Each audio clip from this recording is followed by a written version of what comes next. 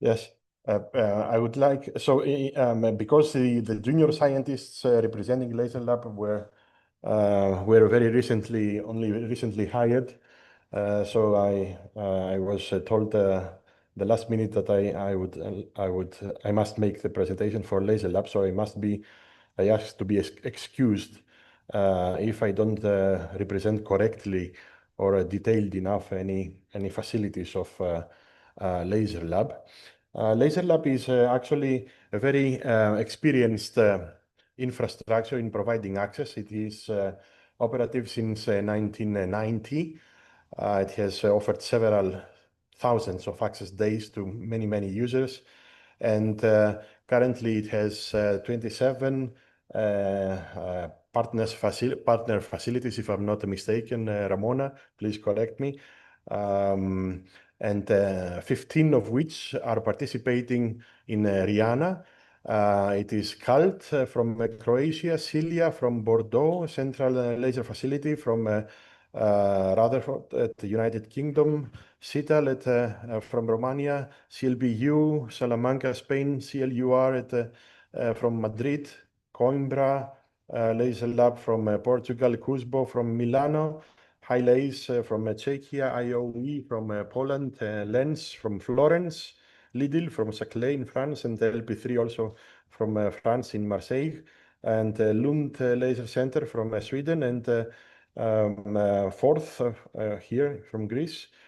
So these laser-based techniques offer a duality in research. First, with lasers, we can do processing. We can alter and manipulate the properties of materials, but we can also use lasers to interrogate the qualities of the materials after processing, or even as they are pristine. We have major categories of methodologies that are offered by these facilities, that are laser processing, laser structuring, laser microscopy, optical spectroscopy, and time-resolved measurements. Laser processing is a method that is used to modify surface materials, the surfaces of various materials using laser pulses, often having very short pulse durations. It is a very versatile tool in processing of materials. A couple of examples here, using laser shock pinning and laser-induced damage threshold studies and pulsed laser deposition from facilities such as CLBU, Cilia, HiLaser, and LP3. Also, laser structuring is more fine and more precise. It is similar to processing, but it is more precise because we can access the micro and the nanoscale using lasers and self-organization on surfaces and in the bulk of materials, creating nano patterns in 2 dimensions and 3 dimensions. A few examples are from multi-photon lithography here at Forth, or laser-induced periodic surface structures, or LIPS, as we used to call them, from CLBU, and laser micromachining at HiLaser. Also, many other techniques such as laser additive manufacturing and laser-induced forward transfer, and so on. Lasers are used to do microscopy as well. We use lasers to visualize and analyze very small structures with high precision. A few examples are using scattering near-field optical microscopy, with which we can reach even sub-diffraction. We can break through the diffraction limit and go to sub-diffraction levels, or use EUV beam lines from Lidl to also go to very small scales. Lens is, in this example, is using SNOM techniques to study materials. Also, optical microscopy, we are using not only lasers, but also we expand to using light in general to do microscopy, to study the properties of biological materials that are relevant for medical research, and among others. A few examples are given by CALT and Cusbo, who do specialized and develop specialized optical microscopy techniques. Spectroscopy is a very important part in our research because we use light to interrogate the spectrum of materials after following irradiation.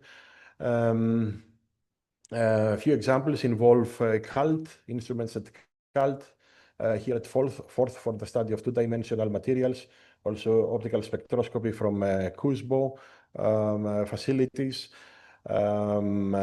with many late developments such as chill pulse Fourier transform microwave spectroscopy.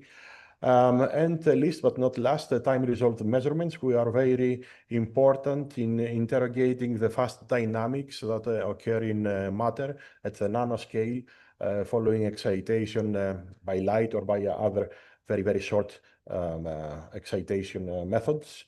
A few examples are given by CALT and CLL, who employ pump probe, specialized pump probe techniques using ultrafast lasers to interrogate the ultrafast dynamics in materials following laser light irradiation. So the takeaway message as a summary is that we have a broad range of techniques and methodologies in the laser lab laboratories that are distributed all over Europe. They are separated in two major categories. One, we use lasers to manipulate the surfaces and the bulk of materials. And we use also lasers and light as diagnostics to find out the details of their structure, employing microscopy and spectroscopy techniques.